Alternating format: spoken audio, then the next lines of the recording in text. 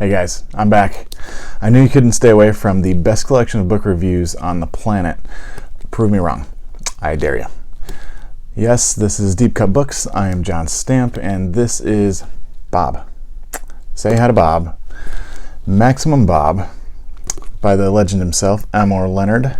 If you love sharp dialogue, shady characters, and a sun-soaked, crime-infested caper that's as funny as it is ridiculous, this 1991 treat is for you. Bob is a must-read for crime fiction fans, and it still hits in 2025, and I'll tell you why. We're in Palm Beach County, Florida, where the sun's blazing, the gators are lurking, and the criminals are as colorful as the neon signs that dot the landscape.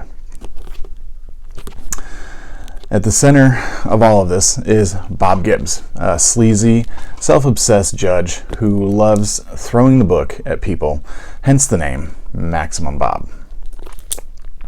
When Bob tries to charm a young probation officer named Kathy Baker, she is not into his nonsense at all, which sets him off and things spiral into a chaotic mess full of ex-cons, vengeful ex-wives, even an alligator. This is a crime story with a wicked sense of humor, like almost everything Elmore Leonard does, full of double crosses and Leonard's just classic way of doing vocabulary. A couple of things that make this book special. Again, dialogue. As with everything Leonard, it's next level. He writes conversations that feel like you're eavesdropping on somebody in a restaurant or something. Bob's pathetic one-liners, Kathy's sarcastic clapbacks, even the random crooks like Elvin Crow's reality-detached ramblings are so sharp it becomes a masterclass in banter. Second thing, the characters themselves. Maximum Bob, exactly who you would think of if you've ever seen like that small-town good old boy system in action. You're going to hate Bob, but you can't look away either. Kathy, she's the powerhouse of this entire story. She holds her own in this batshit crazy world of the Miami parole system.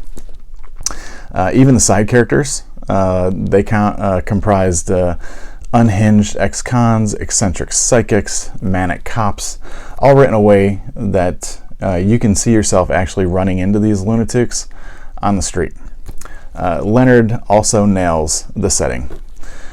Just on the outskirts of like Miami glam, he imparts and embellishes that sweaty, sleazy, backwoods Florida vibe, dingy strip malls, dive bars, gators, in the way that makes the setting itself a character. And I'll pause right there. No offense to Florida, but if we didn't love you, people like Leonard wouldn't pick on you. Okay, I'll still be coming to hang out. I love going to Florida. Everything about it. Finally, the humor, dark, clever, it keeps the story moving. The book never drags. Bob is a fast, fun read that leaves you very sorry when the ride comes to a full and complete stop.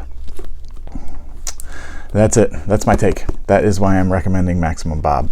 I looked at the critics to get kind of a little weigh in there, but because I'm biased. But to summarize, the critics are boring, notwithstanding the fact that criticizing somebody like Elmore Leonard is kind of like criticizing the brushstrokes on something like the Mona Lisa. Despite that, I will summarize. Some daring souls thought the plot was a little too wide-ranging. Okay, characters were a little too thin. Sure, but it's same old, typical drivel. Somebody's always going to find something wrong. There was one that I found, though, that criticized Bob's overt sexism and Elvin Crow's overt racism, which is a virtue signaling check the box by somebody. What do you think this troll is reading, though, if honestly bad guys can't be sexist and racist? What kind of book would that be? Some of you, honestly, need to get over yourselves with this whole I'm offended thing. The world is better off when everyone gets offended, because then you realize they're just words spoken by fictional characters. Nobody in here is real. This is fiction, non-fiction. They're generated in the mysterious mind of a master storyteller, and they can't hurt you. I promise there's nothing in this book that can hurt you.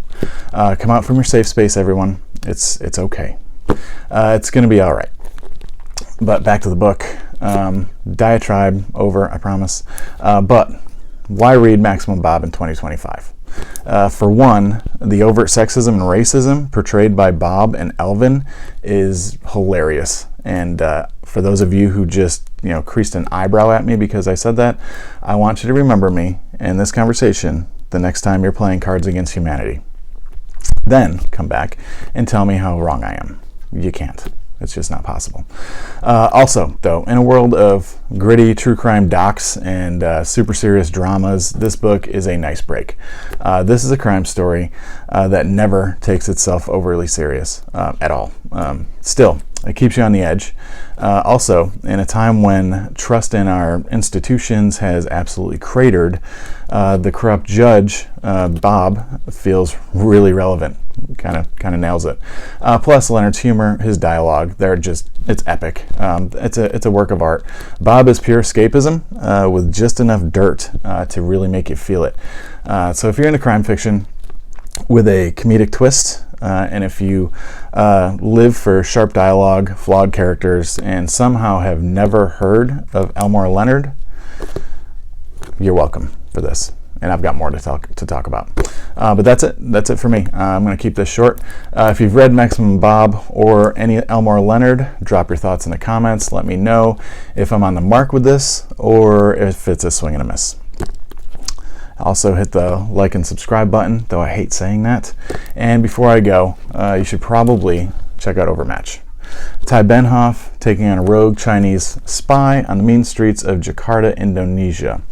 You will not be disappointed. I can tell you that because I wrote it myself. I know it's in here. All right. See you next time. I appreciate it. All right. Bye.